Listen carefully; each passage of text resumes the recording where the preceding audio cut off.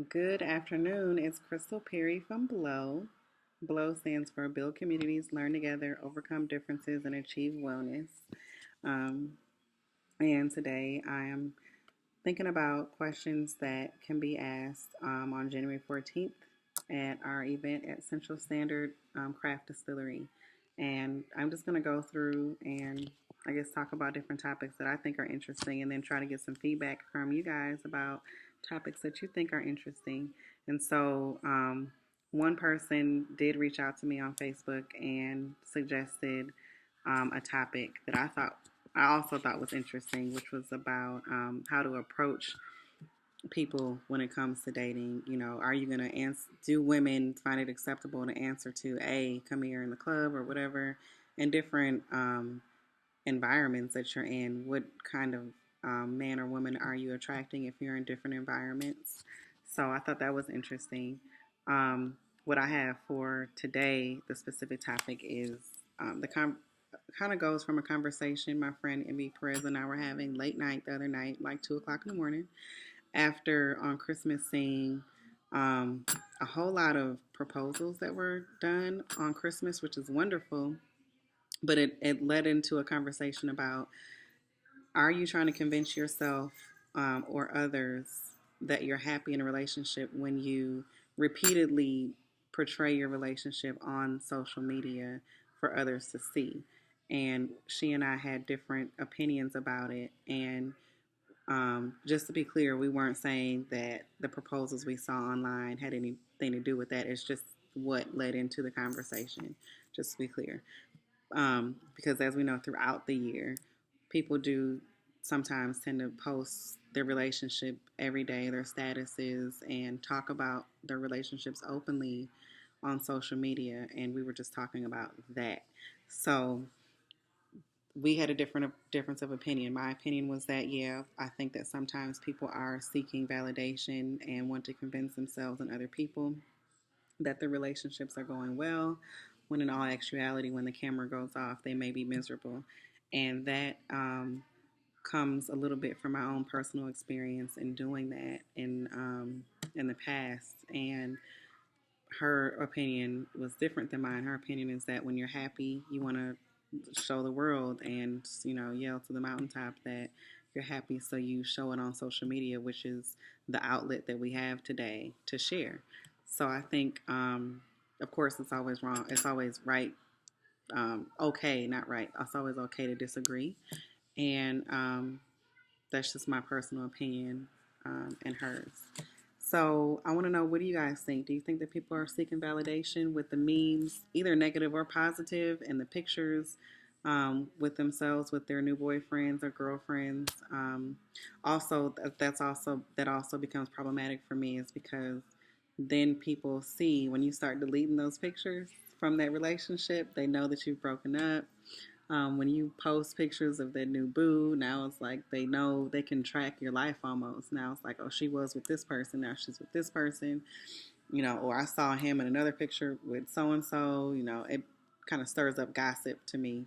So, and I can remember in the past it creating stress in relationships for me, where people would send me screenshots of my mate with in a picture with someone else. That doesn't necessarily mean that they're doing anything with that person. People take pictures all the time, so so I don't know. That's my position on it, and I want to know what you guys think.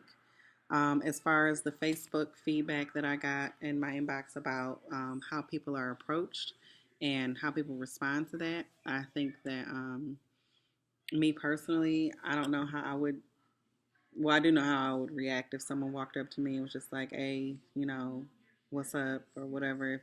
I do appreciate a man who can appreciate the kind of woman I am just off of first glance, and then approach me that way, approach me with respect, because I would hope that I'm handling myself in a respectful way that would then not demand, but ask for respect when you approach me. So I don't want to be called on like a pet or anything like that. I want to be approached like the woman that I feel like I am. And I would do the same for a man. Hi, my name is, and how are you? Um, so that's my personal opinion about it.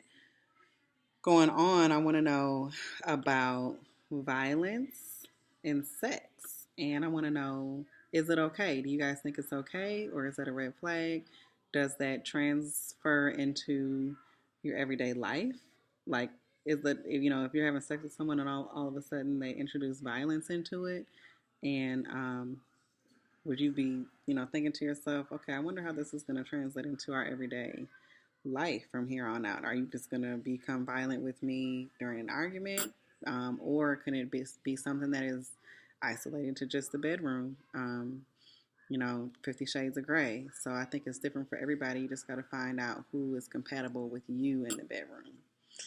And can you get over initial lack of attraction with someone? This is something that I think comes up a lot in conversation, because people may be interested in you and you may not necessarily be interested in them. And then after a while, maybe you become interested in them based off their personality. And that's the key. I think that you cannot force chemistry, but I think that if you are not initially attracted to someone physically, you can get over that if you have chemistry. Because I've been in situations where um, I wasn't initially attracted to someone physically. I would not have chosen them if given a lineup of men. I would not have chosen them. But after being around someone due to, I don't know, school or work or whatever, and we find out we have chemistry, then maybe it can be on and popping, based off that. Which leads into, can you date up or down financially and be happy? I think that if you have that chemistry, then when stressors arrive because of financial status is not being the best on either one, either the female or male, um, if you have that chemistry, if I love your dirty draws, then maybe it doesn't matter as much that you don't make as much money as me, or you lost your job, or you're having trouble getting that promotion that you wanted.